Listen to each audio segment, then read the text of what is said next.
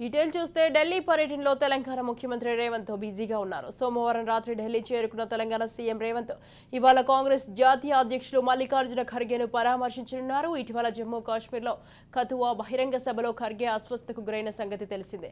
ఈ క్రమంలోనే ఖర్గేను ముఖ్యమంత్రి రేవంత్ పరామర్శించనున్నారు. మల్లికార్జున ఖర్గేను మర్యాదపూర్వకంగా కలిసి పరామర్శించడంతో పాటు తాజా రాజకీయ పరిస్థితులపై చర్చించనున్నారు. ఖర్గేతో పాటు పార్టీ అగ్రనేతలను సీఎం రేవంత్ రెడ్డి కలిసే అవకాశం ఉంది.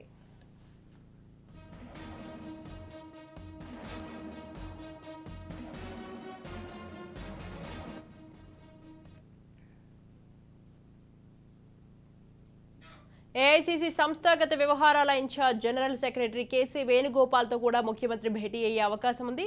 చాలా కాలంగా పెండింగ్లో ఉన్న తెలంగాణ మంత్రివర్గ విస్తరణపై చర్చించనున్నట్లు తెలుస్తోంది. ఏఐసీసీ తెలంగాణ మంత్రివర్గ విస్తరణపై అంతిమంగా నిర్ణయం తీసుకునే అవకాశం ఉన్నట్లు కాంగ్రెస్ వర్గాలు అభిప్రాయపడుతున్నాయి. దసరాకు తెలంగాణ మంత్రివర్గ విస్తరణ ఉండే అవకాశం ఉన్నట్లు సమాచారం.